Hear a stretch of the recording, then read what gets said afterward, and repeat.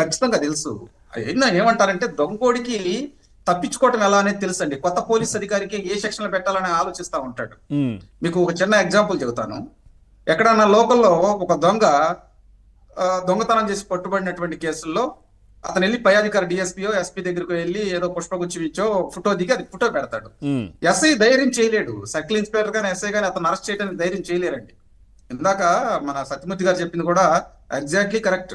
ఉమ్, వీళ్ళు ఏం చేస్తున్నారంటే అవకాశం ఉండా లేకపోయినా కానీ అక్కడ అమిత్ షా గారినో ఇంకా వేరే వేరే పెద్దలను కలిసి వాళ్ళ ఐడెంటిటీ కోసం ఆ ఫోటోల్ని సోషల్ మీడియాలో తిప్పుతా ఉంటారు. ఉమ్, వాస్తవంగా మీరు గమనించాల్సినటువంటి అంశం ఏంటంటే మరి విజయసాయి రెడ్డి మీద కావచ్చు, జగన్మోహన్ రెడ్డి గారి మీద కావచ్చు చాలా ఈడీ కేసులు ఉన్నాయి, పలు సెక్షన్ల కింద కేసులు ఉన్నాయి. దాదాపు జగన్మోహన్ రెడ్డి గారి మీద అయితే 31 క్రిమినల్ కేసులు ఉన్నాయండి, అవి పెండింగ్ లో ఉన్నాయి. ఉమ్, దాంతోపాటు 11 సిబిఐ కేసులు, 13 ఆంధ్రప్రదేశ్ తెలంగాణలో ఉన్నటువంటి స్టేషన్లో కేసులు ఉన్నాయి. ఇవి కాక జాతీయ గీతాన్ని అగౌరవపరిచినటువంటి కేసు కూడా ఉందండి, సెక్షన్ 3 1971 యాక్ట్ ప్రకారం.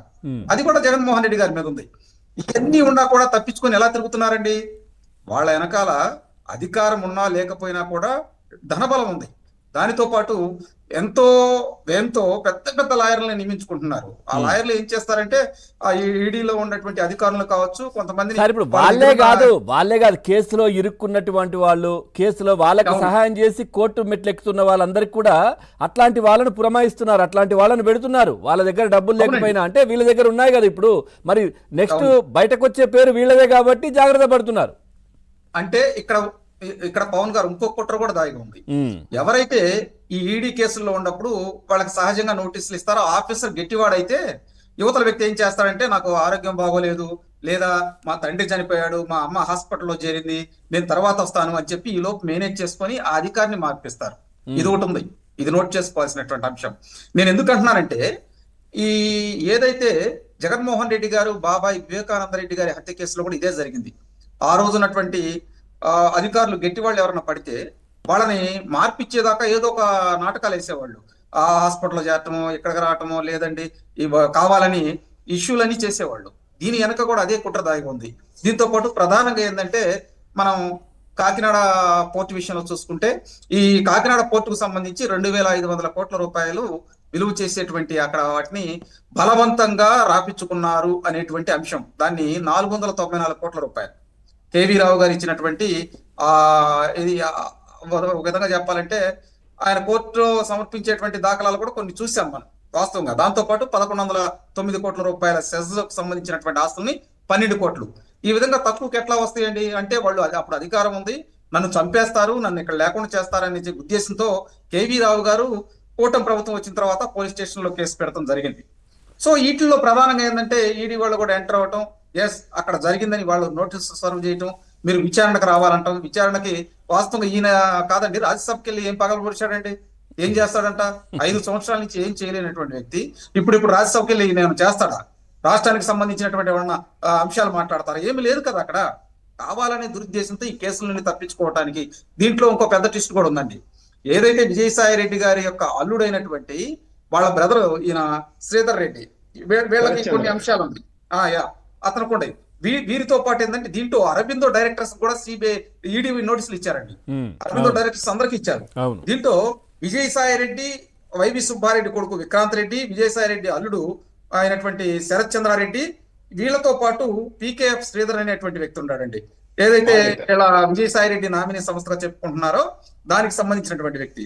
దీంతో పాటు సంతానం ఎల్ఎల్ఎల్పి ప్రతినిధి, ఇతను కూడా నోటీసులు ఈడీ నోటీసులు సర్వ్ చేసిందండి. వీళ్ళందరూ కూడా దీంట్లో ప్రధానమైనటువంటి ముద్దాయిలనే చెప్పాలి. ఎందుకంటే అతను మెడ మీద కత్తిపెట్టి రాపించుకున్నారండి. వీటికి సంబంధించిన అంశాలు ఒక్కొక్కటి బయటకు వస్తున్నాయి. ఇవి కాక విజయసాయి రెడ్డి 108 వాహనాల విషయంలో కూడా తలదూర్చి అరబిందో ఫార్మా కట్టబెట్టారు. అప్పుడు దాని మీద కూడా ఒక కేసు నడుతుందండి. వీటన్నిటి మీద అరబిందో ఇప్పుడు ఎక్కడ లింకులు లాగినా కూడా అరబిందో వాళ్ళు బయటకు వస్తా ఉంటారు. చూడండి, అరబిందో ఫార్మా రెమిడిసివియర్ ఇంజెక్షన్లు ఉన్నాయండి. ఇదే ఎందుకండి ఢిల్లీ మద్యం కుంభకోణం దగ్గర నుంచి రాష్ట్రంలో జరిగిన మద్యం కుంభకోణం దాకా మొత్తం వాళ్లే ఉన్నారు కదా. విజయసాయి రెడ్డి అల్లుడు తమ్ముడే కదా శరత్ చంద్రారెడ్డి. అవునండి, ఈ మాఫియాలే కాదండి. కరోనా సమయంలో రెమిడిసివిర్ ఇంజెక్షన్లు ఉండే కదా, వాటిని లక్షల్లో అమ్మినటువంటి వాళ్ళలో ఈ అరబిందో ఫార్మా వాళ్ళు కూడా ఒక సిద్ధం. ఏది పాత్ర వెళ్ళదండి. ఆంధ్రప్రదేశ్ లో అందరికి డిస్ట్రిబ్యూషన్ చేసి ఇష్యూ చేసింది వాళ్లే. కాబట్టి వీళ్ళు ఏదో ఒక విధంగా తప్పించుకోవటానికి ఇప్పుడు ఎడిదిరిగి అధికారం లేదు, ధనబలం ఉంది, దాంతో పాటు ఎక్కడికక్కడ ఆ ధనాన్ని ఉపయోగించి వీళ్ళు బయటికి రావాలని చెప్పి వ్యవహారం చేస్తూ ఉన్నారు.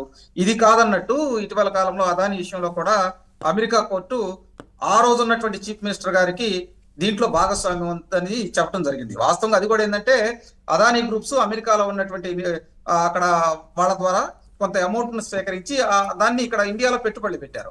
ఆ పెట్టుబడులు పెట్టే వాటిలో 80% లంచాల రూపంలో ఇచ్చారని చెప్పి అభియోగం ఉంది.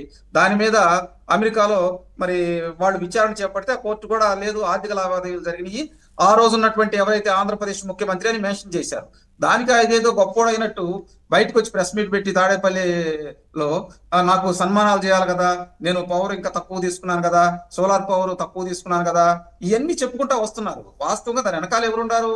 ఆ రోజు ఉన్నటువంటి ఆంధ్రప్రదేశ్ ముఖ్యమంత్రి ఏబిఎన్ మీద, ఈనాడు మీద నేను పరువు నష్టం దావా వేస్తానని హాస్యాస్పదమైన అమెరికాలో వాళ్ళు కేసు పెడితే మా మీద ఎందుకు పరువు నష్టం దావా? అదే అర్థం కావట్లేదండి. అంటే ఆయన సత్యశీలుడు, ఆయన మీరు సన్మానాలు చేయలేదంట ఆయనకి. మీరు ఏబిఎన్ వాళ్ళు, ఈనాడు వాళ్ళు వెళ్ళి ఆయనకి సన్మానం చేయాలి. అయ్యా ₹2.94 నువ్వు కరెంట్ కొన్నావయ్యా, అంత ముందర పీపీఎల్ రద్దు వల్ల లక్షల కోట్లు ఆంధ్రప్రదేశ్ లో జనాలను ఎత్తిన బాదురు చేసావయ్యా, 9 సార్లు విద్యుత్ ఛార్జీలు పెంచావయ్యా, అన్ని పీపీఎల్ రద్దు చేసావయ్యా, నీ వల్ల ఈ విధంగా రాష్ట్ర ప్రజలు నష్టపోయారని చెప్పి మీరు శాల్వాలు కప్పాలండి, ఈనాడు వాళ్ళు కానీ ఏబిఎన్ వాళ్ళు కానీ. అప్పుడు ఆ రోజు ఉన్నటువంటి ముఖ్యమంత్రి మీకు బ్రహ్మాండం చేశారని చెప్పేవాళ్ళు. ఎట్టా ఉండిద్దంటే పిల్లి కళ్ళు మూసుకొని పాలు తాగుతుంటే చూడలేదు అనుకుంటుందంటండి, ఆ విధంగా ఉంది సామెత. నేనేమంటానంటే జగన్మోహన్ రెడ్డి తన చరిత్ర మొత్తం చూసుకుంటే ఎక్కడ కూడా చూడండి అవకతవకలు, కేసులు, అదే విధంగా వాటిని మళ్ళీ ఏదో తన గొప్పతనంగా చెప్పుకున్నట్టు ఇష్యూలు చేస్తూ ఉంటారు. ఇవన్నీ మనం చూసాం. దీంట్లో భాగంగానే ఇప్పుడు ఈడీ వాళ్ళు కూడా ఈ కేసులు అయిపోతుంది, వీళ్ళు విచారణకి ఎడితిరిగి రారు, సమన్లు వచ్చేదాకా చేసుకుంటారండి వీళ్ళు. ఎందుకంటే ఈ కేసులో కేవీ రావు గారు కీలకమైనటువంటి విషయాలు అక్కడ ఉన్నటువంటి సిఐడి వాళ్ళకి ఇవ్వడం జరిగింది. దాంతో పాటు ఆయన కోర్టు కూడా, హైకోర్టు కూడా కొన్ని పత్రాలు ఇచ్చారంటండి. ఆ సెజకు సంబంధించి, సీపోర్టుకు సంబంధించినటువంటి అంశాలు ఏ విధంగా బలవంతంగా లాక్కున్నారు, ఏంటి, ఆ రోజు మార్కెట్ విలువ ఎంత ఉంది, ఆయన ఏ విధంగా ఇష్యూ చేసి లాక్కున్నారు అనే దాని మీద కీలకమైన దర్యాప్తు జరిగింది. దర్యాప్తు సంస్థల వాళ్ళు కూడా కొన్ని కీలకమైనటువంటి పత్రాలు తీసుకున్నారు. దాంతో పాటు ఈడీ వాళ్ళు కూడా అసలు బలమైనటువంటి వాళ్ళ సాక్ష్యాధారాలు లేకపోతే ఈడీ నోటీస్ సర్వ్ చేయదండి, ఏదో ఆషామాషిగా పిలవరు ఈడీ వాళ్ళు. కాబట్టి ఈ కేసులో కీలకమైనటువంటి విషయాలు వీళ్ళు దాచిపెడుతున్నారు. ఖచ్చితంగా వీళ్ళు బయటకు వస్తే దీని వెనకాల ఎవరున్నారనేది వీళ్ళు ఒక విధంగా చెప్పాలంటే వీళ్ళు చిన్న చిన్న తిమింగలాలండి, పెద్ద తిమింగలం ఉంది వెనకాల. ఆ తిమింగలాన్ని బయటికి తీయాలంటే దీనికోసం ఎంత డబ్బైనా ఖర్చు పెడతారని సిద్ధమయ్యారు. ఇప్పుడు ఈయన ఢిల్లీలోనే ఉంటున్నారు విజయసాయి రెడ్డి గారు ఈ మధ్య. ఎందుకంటే ఈ కేసులను ఏదో విధంగా మాఫీ చేసుకోవాలి. గతంలో మరి జగన్మోహన్ రెడ్డి మీద ఉన్నటువంటి కేసులు కావచ్చు అని ఏం చేశారు, అదే విధంగా ఎన్నిసార్లు మేము ఈడీ విచారణకి వెళ్ళలేదు, ఆఫ్టర్ ఆల్ ఇదంతా అనుకుంటున్నాడు అతను. కాబట్టి ఇక్కడ నాటకాలు ఏంటంటే వీళ్ళకి చెబుతున్నారు ఆరోగ్యం బాగోలేదని చెప్పండి, అవసరమైతే మీ తల్లిదండ్రుల ఆరోగ్యాలు బాగోలేదని చెప్పండి అని చెప్పి వైవి సుబ్బారెడ్డి హాస్పిటల్లో చేరొచ్చండి. ఎందుకంటే ఆరోగ్యం గతంలో కూడా నాటకాలు వేశారు, చూశారు కదా మీరు. ఏదైతే ఆ రోజు ఉన్నటువంటి మనం క్రియాశీలంగా చూసినప్పుడు జగన్మోహన్ రెడ్డి బాబాయ్ కేసు విషయంలో కూడా మీరు ఆ రోజు వాళ్ళ తల్లిదండ్రులు ఆరోగ్యాలు బాగోలేదని చెప్పి హాస్పిటల్లో జాయిన్ చేయి, తర్వాత సిబిఐలు పిలిస్తే నోటీసులు సర్వ్ తీసుకోకుండా అటు ఇటు తిరిగి, సేమ్ ఈ కేసులో కూడా అదే విధంగా జరుగుతుంది. కాకపోతే ఇక్కడ ఏంటంటే దొంగ అని అరిచినట్టు వీళ్ళు చేస్తున్నారు.